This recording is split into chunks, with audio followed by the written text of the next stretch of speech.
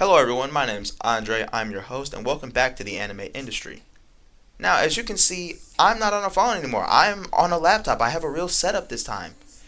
So, it's time for a story time on how this happened. So, this is what I've got. I've got a PC, I've got a ring light. Oh, well, that wasn't a PC, that was a monitor. Here's the PC, right? And this whole setup cost me about $2,000. The problem is, I actually lost about $3,000. How did that happen? Well, let me tell you. I thought that on the 23rd, I would be going to the computer store to buy a computer. And the truth is, I would be going to get heartbreak. When you finally learn to fuck yourself, when you learn that the universe doesn't want you to be happy and that it actually wants you to go fuck yourself, then you can be happy. Because you know it's just all going to go wrong anyway. So here's the deal. I thought that on the 23rd, what I'd be doing is getting off work, going home, grabbing my car, picking up the shawty, buying the computer just to flex a little bit. I had to make sure she saw me buy something that was more than $1,000, come back home, rearrange my room, create my setup, and have my PC. So let me tell you how it actually went. I got off work, I came home, I grabbed my car because I usually drive around my mother's car, but I came home, I grabbed my car, and I went to pick up the shawty. She's in the car with me. We're riding smooth. We make it to the computer store. I go in there. They tell me what I wanted to buy. It's sold out. So I'm like, screw it. Give me something better. So instead of spending $1,300 like I thought I was going to spend, I end up spending $1,800 instead. And then I spent $200 on the monitor that I'm looking at you guys on. And after taxes, it came up to about $2,000, $200. So I standing in line. I bought the computer. As soon as I bought it, the manager came out there and he greeted me. Put her there, boy. We just did you so dirty. We make India look clean. So I walk outside with the shawty and the computer. I put it in the trunk. I go in the car. I turn the key. Nothing. Try it again. Nothing. Don't forget about the shawty. I'm embarrassed at this point. My car is not starting and the shawty's in the passenger seat. She's not a passenger princess anymore. She's a damsel in distress. So, after about 45 minutes, the car does start. I'm like, cool. Let's go ahead and get home. The car shuts off on the freeway while I'm driving. And I ended up pulling off the freeway. And I noticed that I was like 2 or 3 minutes from the shop that I take my car to get the work done. So I'm thinking, I have two options. I can take the car and drop it at the mechanic shop, lock it up, and then call my parents to come get me, and then just come back up here when it's open and the car will already be here in a safe spot, and then they can just go ahead and repair it. What's wrong with her now?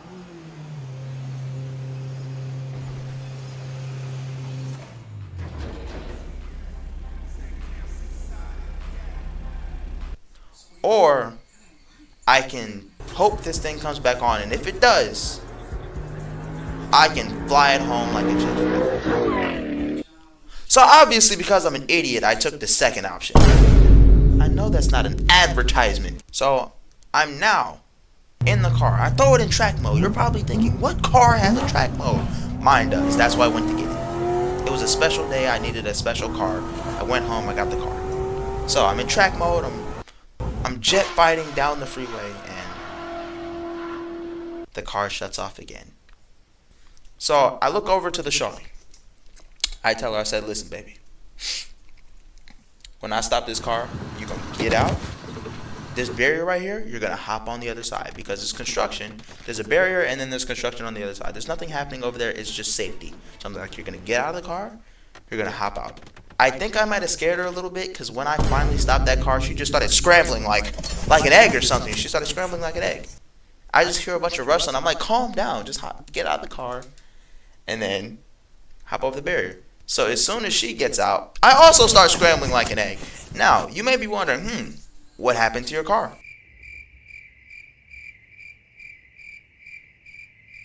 I drive a 1994 Corvette.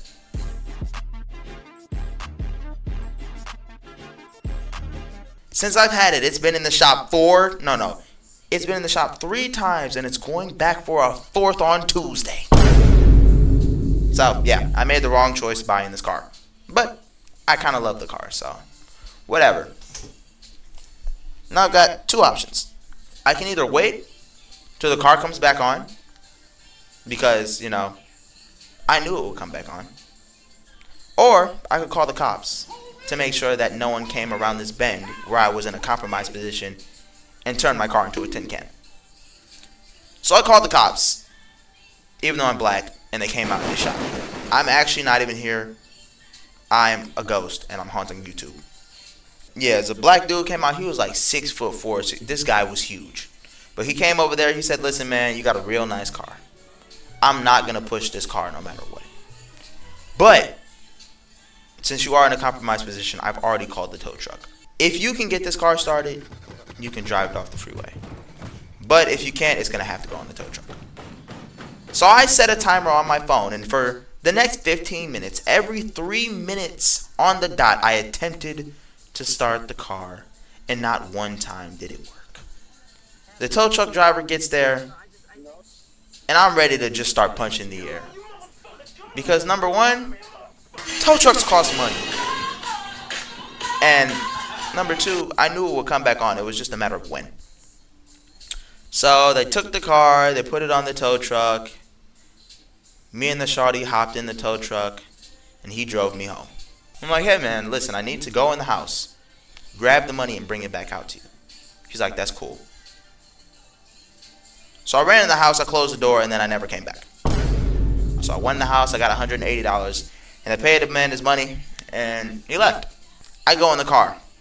I turn the key, and it starts up. Not only did it start up, it started up with a ticking noise. Slut.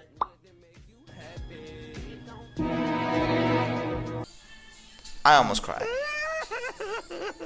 So I put the car where I usually park it. I walk in the house, and instead of me going upstairs to rearrange my room with the shawty and set up my PC, I went upstairs, laid down flat as a board, and was just pissed off for the next 2 hours. I didn't say anything. I didn't do anything. I just laid down pissed off, stared at the ceiling for 2 hours.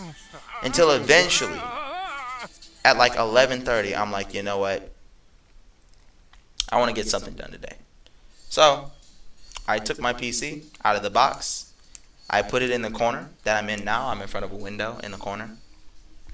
And yeah, that's essentially what happened.